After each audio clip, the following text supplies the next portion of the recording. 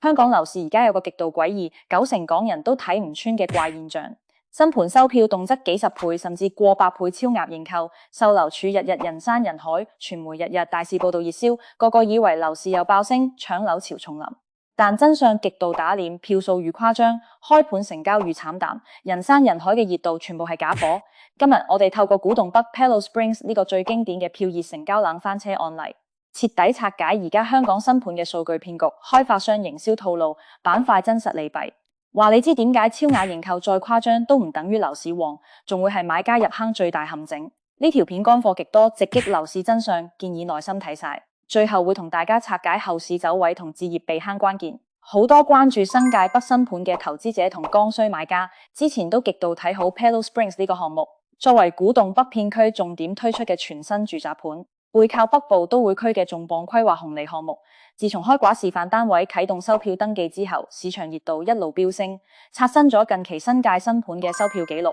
喺首輪正式推售之前，成個市場輿論幾乎一面倒唱好，普遍認為呢個盤坐擁北區發展概念同鐵路規劃優勢，極大機會高比例清貨，成為短期樓市大熱樓盤。項目首輪總共推出100伙住宅單位，採用香港大型新盤最常用嘅雙渠道推售策略。當中82伙以公開價單形式發售，專供普通剛需同散戶買家；餘下18伙優質特色單位就以招標形式推出，主攻大額投資者同高端置業客。咁樣嘅部署可以同時兼顧散戶同大額資金客嘅入市需求。單睇前期收票數據，呢個項目嘅市場關注度絕對係近期樓市第一梯隊。項目開放參觀同收票首日就有大批市民到訪，單日示範單位參觀人次突破5層，同日就收到超過7伙份有效入票。對照當時首批推出嘅65伙單位計算，首日超額認購已經接近10倍。對於一個仲處於開荒階段嘅新區新盤嚟講，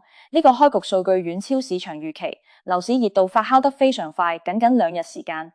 項目累計入票就突破寧坑200張，超額認購倍數衝到18倍，足以證明當時市場資金同置業人士對呢個項目嘅追捧程度。隨住收票期推進，更多觀望市民跟風入票，截票當日，發展商官方公布嘅累計認購票數突破2500張，以首輪82伙價單位計算，最終超額認購倍數高達20倍。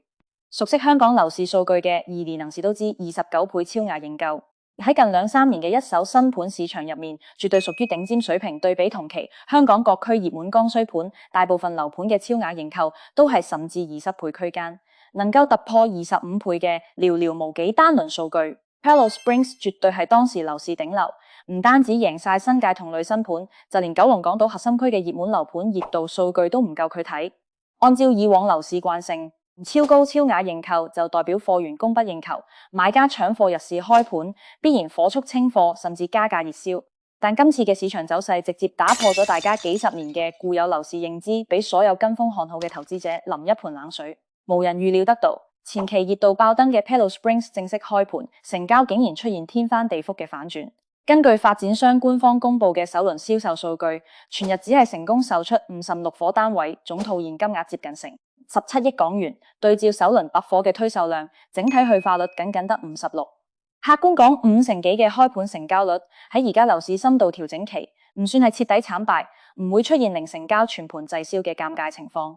但對比前期29倍嘅誇張超額認購數據，呢個成績就顯得極度慘淡，形成極具反差嘅市場奇觀，令全港地產業界大跌眼鏡。回顧當日開盤現場，完全睇唔出後續成交疲軟嘅跡象。為咗維持開盤秩序，發展商將揀樓時段分成 A1 大手組、A2 普通組同 B 組輪候組，分層分流不同客群。其中 A1 組專為大額買家設立，要求一次性購入2至8伙指定單位，精準吸納長線投資客。開盤當日售樓處座無虛席，大批已登記買家排隊揀樓，現場氣氛非常熱烈，仲出現唔少大手掃貨個案。市場消息透露，當日有資深投資者一口氣購入4伙，包含3伙2房、1伙1房，總涉資接近年產澳幣91萬港元，足以證明部分長線資金認可項目價值。但就算現場熱度爆棚，有大額成交撐場，最終不足6成嘅去化率，都徹底撕破咗前期認購數據嘅虛假外衣，赤裸裸暴露咗而家新盤市場虛熱實冷嘅核心問題。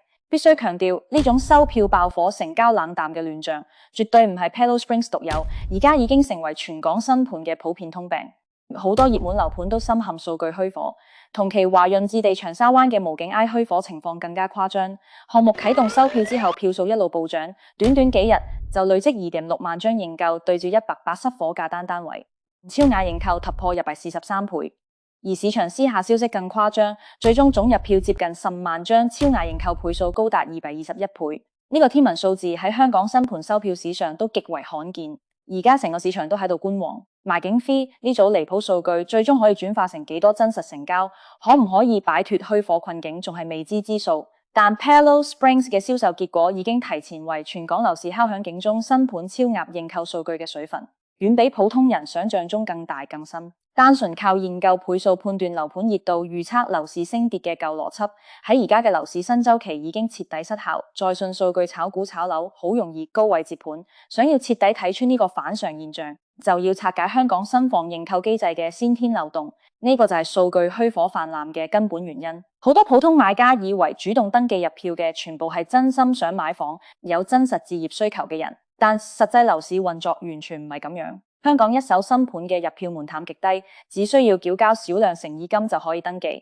而且筆錢可以全額無條件退。對買家嚟講，成個過程零成本、零風險、零約束。呢套寬鬆機制嘅初衷，本來係降低剛需買家嘅入市門檻，方便真正有需要嘅市民參與認購，避免繁瑣流程同高額成本阻礙正常置業。但喺實際市場運作入面，呢個善意機制被各方濫用，徹底變成製造虛假熱度、炒作樓價嘅工具。對於普通市民同閒散資金嚟講，反正入票唔使成本、唔使風險，誠意金隨時可以退。就算冇明確買房計劃、冇足夠資金，都可以隨便跟風登記批量入票，純粹抱住試一試撞運氣檢筍盤嘅心態參與，造就咗海量無效認購數據充斥市場。如果講散戶跟風入票係虛火基礎，各大地產代理嘅刻意催谷造勢引流，就係推高虛假熱度嘅最大推手。熟悉地產行業嘅人都知，代理收入完全靠成交佣金業績直接掛鈎推盤銷量同樓盤熱度。為咗衝月度計度業績，提升自身競爭力，各大代理行會不惜一切為合作新盤造勢。喺收票階段，代理會主動游說，催促手頭所有客戶入票。無論客戶有冇置業需求，夠唔夠資格買房，都會極力勸說登記。部分大型代理行更會利用龐大客戶資源，協助客戶批量重複登記，人為拉高總認購數，刻意製造全城搶樓、貨源緊缺嘅假象。呢啲靠代理催谷散戶跟風產生嘅認購名額，全部都係無效數據，完全代表唔到真實購買力同置業意願。但呢啲虛假數據卻可以為開發商帶嚟巨大營銷紅利。超值認購倍數可以快速營造熱銷氛圍，抬高市場對樓盤嘅價值預期，吸引人更多觀望資金入場，為後續加推加價、加快推盤節奏鋪路，係近年香港房企最慣用、最見效嘅營銷手段。虛假認購嘅泡沫睇落好龐大，但完全經不起真實交易嘅考驗。收票階段只需要小額誠意金，幾乎冇資金壓力，但去到正式揀樓簽約環節，就需要真金白銀落地。買家要支付大額定金，按期繳付首期，之後仲要長年承擔按揭利息、管理費、差餉、維修費等持有成本，資金壓力同風險瞬間爆發。呢個階段，所有跟風炒作、盲目登記嘅無效需求會快速退潮。剩低落嚟嘅先係真正有剛需、有資金、有長線規劃嘅真實買家。Palo Springs 由200倍超額認購嘅狂熱回落至不足60%成交，就係呢套市場邏輯最鮮活嘅證明。縱觀近年香港新盤市場，呢種票王泛濫、成交疲軟嘅情況愈演愈烈，已經成為行業常態。早年西沙 Sarah C 2A 期收票近5萬張，EB 期超市訂2萬張。當時市場大肆唱好，預判火速清貨，樓價大漲，但最終成交遠遠唔及數據預期，海量認購票全部作廢。而家無景藝再創100倍超額認購新高，只係延續咗呢個虛火套路，足以證明樓市熱度泡沫已經去到階段性高位。呢度同大家分享一個90%外人唔識嘅樓市真相：新盤超額認購倍數愈高，唔代表市場承接力愈強，反而多數係虛火愈盛，成交愈差。背後核心邏輯好簡單，極致火爆嘅認購數據會拉高所有潛在買家嘅心理預期，令大家默認樓盤一定會秒清，後續一定會加價。於是大部分理性買家都會選擇觀望，唔會開盤搶貨，反而靜靜等降價等筍盤，最終出現愈熱門、愈觀望、愈難賣嘅營銷弊論。而家好多開發商都陷入呢個死循環，靠虛數據造勢，最後被熱度反噬成交。對於普通置業者嚟講，分清票數泡沫同真實成交，摒棄跟風炒作心態，係而家樓市避坑嘅第一步。拋開數據泡沫同行業機制問題，深入拆解 Palo Springs 嘅成交客群同入市邏輯，我哋可以清晰睇到北區新盤嘅真實需求底色，同當年樓市瘋炒時期已經完全係兩個世界。根據發展商同美聯物業等主流代理嘅客源統計，項目首輪56伙成交，買家結構極度清晰，主要分為新界本土長線投資者、北區常住剛需家庭、中港跨境剛需家庭三類，純粹短線炒家比例極低，幾乎冇炒作成分。從地域分布嚟睇，70%買家來自新界本土、上水粉嶺等北區周邊居民佔比最高，剩餘30%分別係九龍市區買家同深圳跨境家庭，客源結構高度貼合古洞北嘅區位特性。從置業目的劃分，60%係自用剛需，主打自住、子女讀書等真實生活需求；40%係投資客，全部以長線收租、資產保值為目標，完全唔做短線炒賣，唔搏短期價差，充分體現咗而家樓市極度理性嘅置業生態。新界本土原居民長線投資者係支撐項目成交嘅核心主力。今次成交個案入面有一位上水圍村原居民，屬於新界5大氏族，望族本身已經有充足自住物業，今次以580幾萬購入一房單位，純粹係退休資產配置。買家明確表示買入之後唔會短期轉售套利，只會交由子女長期打理，靠租金保值增值，堅守穩健低風險投資原則，絕不跟風炒樓。呢一類本土原居民投資者係香港樓市最理性、最識睇地價值嘅群體。佢哋紮根新界北區幾十年，親眼見證古洞北粉嶺上水嘅規劃變遷、基建升級同土地升值，對片區優勢短板、未來潛力有最接地氣、最透徹嘅認知，絕對唔會被傳媒炒作概念營銷大節奏。佢哋真金白銀日事足以證明，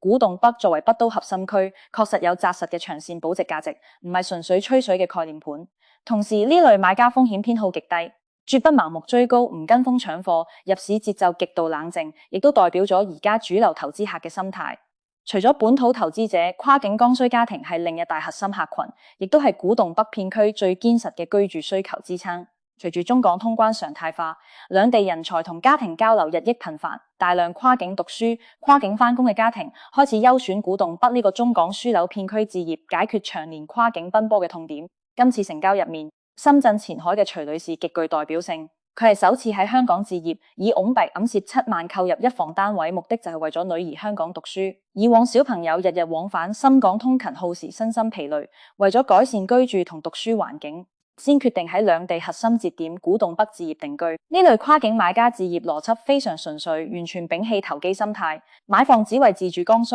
看重片區通勤優勢、教育配套同長線發展，唔會因為樓市短期波動改變決策。而 Palo Springs 嘅產品優勢亦都精準擊中痛點，項目緊鄰東鐵線古洞站，深港通勤極度便捷，加上片區規劃完善中小學教育配套，完美適配跨境讀書家庭嘅核心需求，亦都係項目能夠持續吸納跨境客嘅關鍵原因。對比2018至2021年樓市巔峰期，而家嘅置業邏輯已經徹底逆轉。當年樓市風聲，市場充斥買到就賺到嘅投機氛圍。無論樓盤位置多偏、配套多差、定價多貴，只要有概念有炒作，就有大批炒家跟風入市，落短期轉手套利，成個市場泡沫泛濫。但而家剛需重居住體驗，投資重穩健回報，所有買家都變得務實理性，徹底告別無腦跟風炒作。香港樓市正式進入去投機重基本面嘅全新週期。如果講數據去火，買家理性係成交疲軟嘅表層原因，片區配套不成熟，規劃兌現週期太長，就係制約項目即時價值壓制市場承接力嘅深層核心。好多買家被北部都會區嘅宏大規劃吸引，誤以為古洞北已經係成熟新城區，但實地走訪就會發現，而家嘅古洞北仲處於開荒建設期，實景同宣傳效果圖天差地別，發展狀態同早年未成熟嘅將軍澳、啟德新發展區一模一樣。首批業主必須長期承受開荒期嘅各種不便。項目周邊而家被大量施工地盤包圍，遍地係在建樓宇、新建道路同市政工程，日常塵土飛揚，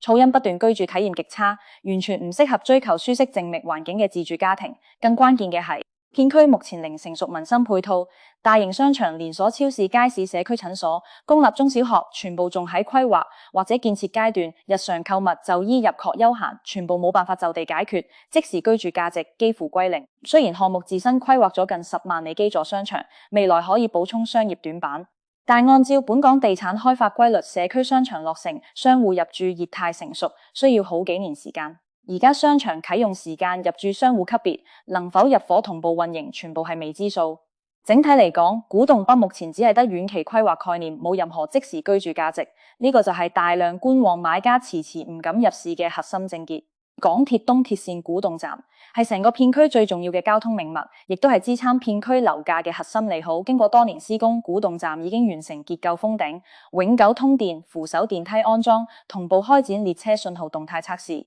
多項工序穩步推進，工程進度符合官方預期。港鐵多次坦言呢個站點施工空間狹窄，技術難度極高，團隊靠創新技術先攻克難題，會按照既定時間表完成測試驗收，如期通車。運輸及物流局亦都喺立法會確認古洞站如期啟用，為片區交通升級保掛護航。就算鐵路配套準時落地，古洞北整體成熟依然需要極漫長嘅時間。根據政府北都發展藍圖，片區基建、土地平整、住宅開發、商業配套、產業落地全部分階段推進，唔可能一步到位。2027年前只完成基礎路網同鐵路優化，2035年前先陸續落成商場、校舍、公屋等民生設施，真正實現新城區全面成型、產業鏈完善、高端配套全覆蓋，要等到2035年之後先可以兌現。政府明確劃分咗北都兩個5年發展週期，首5年純粹係基建建設期，只修路整地鋪基建，幾乎零民生配套落地。第二個5年先會釋放熟地，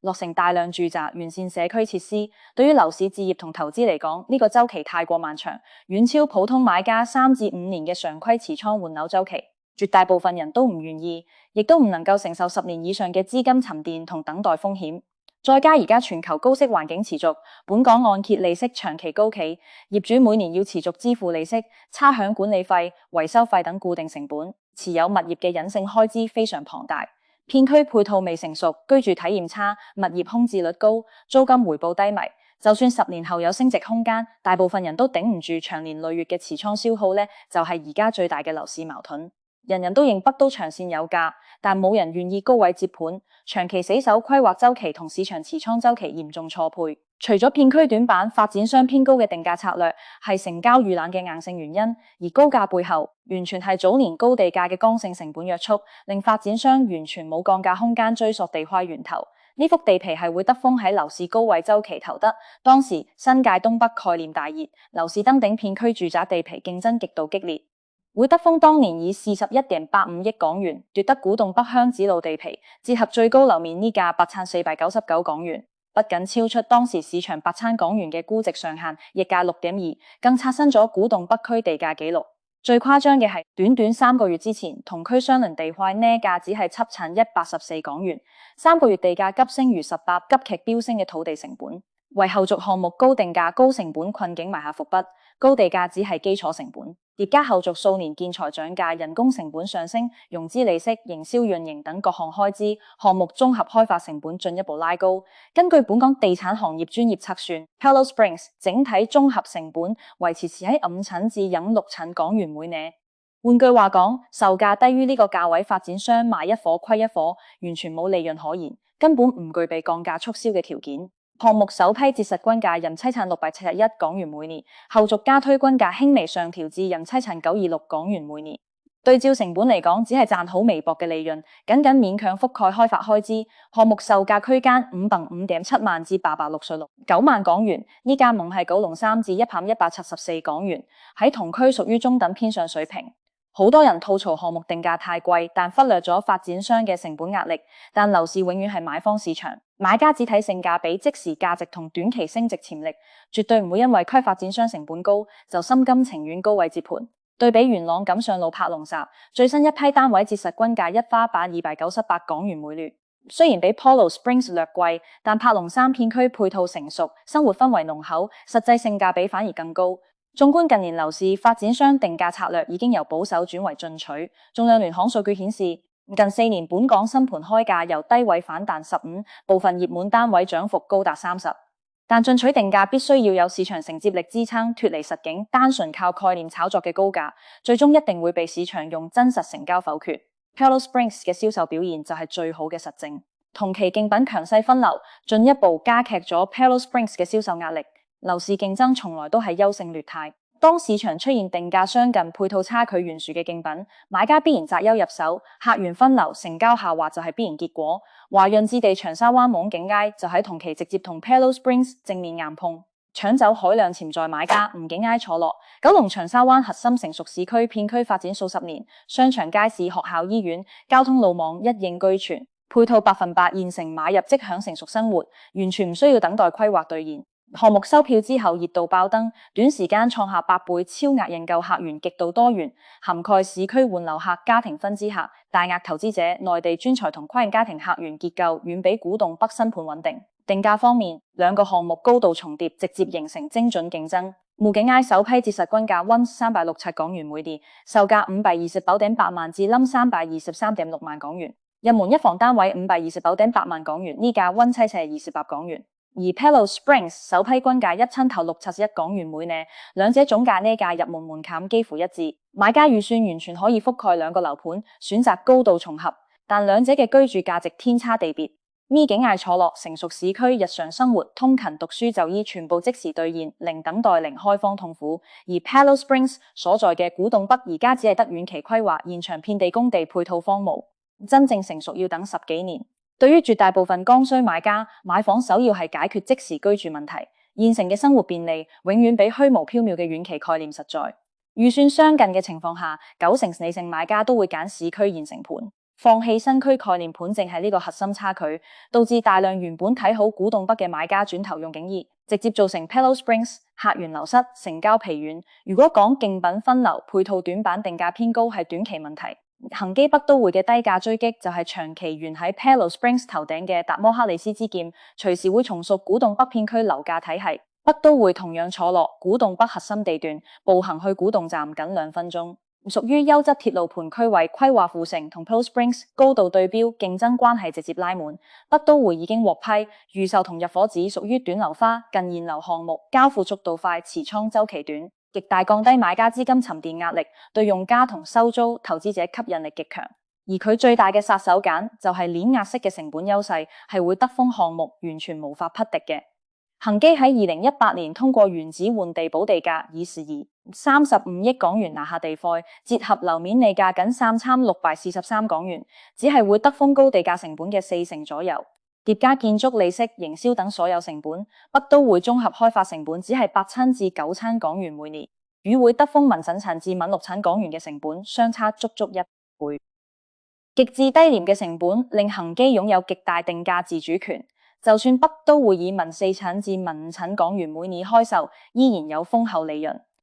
對比 Pello Springs 7,000幾蚊嘅均價，每年平足足0產至3產港元。同區同質地段相近，規劃一樣，價差達到2成以上。對於剛需同中小投資者嚟講，性價比差距係毀滅性嘅，絕大部分人都會毫不猶豫揀北都會。隨住北都會即將推出，古洞北會出現嚴重嘅價格內卷。Pello Springs 首批高位折盤，業主隨時面臨賬面虧損，二手離場完全冇優勢，而會德豐後續推售亦都陷入兩難，維持高價就繼續滯銷，降價就得罪首批業主砸爛樓鋪好。業內普遍預判發展商好大機會選擇臨時封盤，暫停推貨，觀望市場變局。呢個案例亦都話俾大家知，盲目追熱點炒概念入市，隨時會接高位，承擔巨大價格風險。其實 Pello Springs 開盤遇冷絕對唔係個別事件，而家係香港樓市生態徹底迭代嘅必然結果。2022年之後，本港樓市徹底告別單邊上漲、無腦賺錢嘅黃金年代，